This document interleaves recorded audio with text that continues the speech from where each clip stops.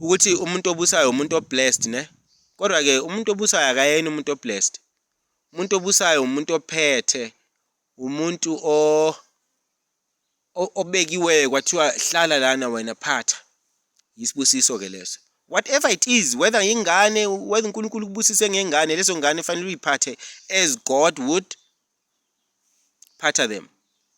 Whether unkosikazi uzomphatha as God would, whether abantu uzobaphatha as God would phatha them. Yabona? So yeah, ngicabanga ukuthi kumqoka ke ukuthi ke sibheke lento lena ne, because half the time really ne emasontweni we are just saying things, we don't even know what we're saying. Siyakhuluma nje like yeah Nkosi, hey, amen, hallelujah. You don't even know ukuthi mawuthi hallelujah, what exactly are you saying mawuthi hallelujah?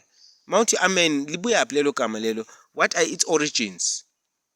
Because kwesinye isikhathi bafowethu ne, ayikabe, but kwesinye isikhathi angiqondile ukuba deep ne, but kwesinye isikhathi kunezinye izinto esizenzayo as attractor certain spirits, even though thina we think by saying this we mean this, but by saying this you can't mean that ekubeni the original source of whatever brought that about meant that. You can't say when you know what, this is 2022 2025 mina mangistarta nje imoto imelise, it's angithi inengine lento diesel imoto ayikwazi ukundiza, imoto ihamba phansi. Engineers knew ukuthi imoto mabeyenza ibayenzela ukuthi ihambe phansi emhlabeni. Yabo. So we need to understand izinto esizikhulumayo ukuthi lento engiyikhulumayo mangithi amen, what exactly am I saying? Ngelilanga ngifake into eka Israel ne, ukuthi uIsrael yini, because kuno ISIS in Egypt and kuno Ra in Egypt, futhi kuno El, you know God El, Israel, Egyptians and Israelites, they are closely tied. uNkulunkulu ngesinye isikhathi yamthola lapha nathi my people Egypt, my people Egypt. Okay, what could this be? And imithetho eminingi yakwa Israel nele ishumi ayithola futhi le Egypt, and Egypt is older than Israel. Israel first tasted to be a nation, first became under a nation under Israel supervision, under Egyptian supervision. They left Canaan base 70, bafika lapha just a little family of 70 people.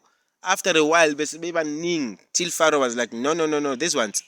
So that's not what we're talking about. I'm saying we should be able, man, to look at these words. Ukuthi umuntu makathi busa, busisa, busisa, phela ukubusisa yabona ngesizulu mawuthi isa ikwenzisa into, ikwenzisa umuntu.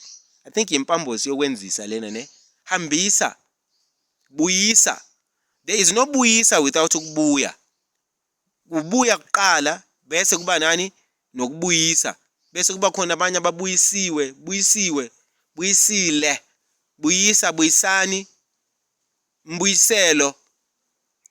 Yabona zonke lezi zinto lezo ne. So we need to look at them and see ukuthi okay, so amagama umuntu makathi busisa kuqala ngapha kubusa, qala kubusa bese kuya kuphi,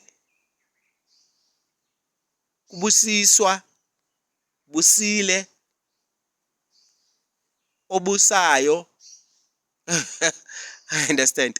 Yeah, sure for it. I think yeah, let's stop here for now, but I think asizibhekeni lezi zinto ne, so that even our walk with God will become easier as more understand. Certain things, they become a mystery and they become difficult for us because understanding it has not yet been unlocked.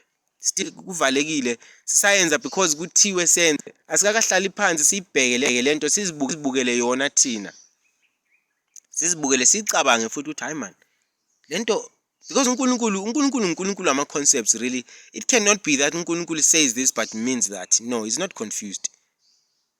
God is God, and into zikaNkulunkulu zonke zi straight. Zikhona esingeke sizi understand, but we don't understand them. The fact that we don't understand them does not mean they are lie. They are a lie. They are lies. No. One day we will understand, and it will get to a place where we're like, oh, kungakho kunje ngoba kwabanje. But totally 1,000 years ago, the information, we didn't have it. So we can't argue with these things and be like, ayikho lento yakho. Okay, but wait.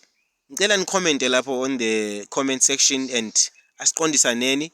Nami ngiyafunda njengani, siyafundisana ngithi. But mina ngithi ne,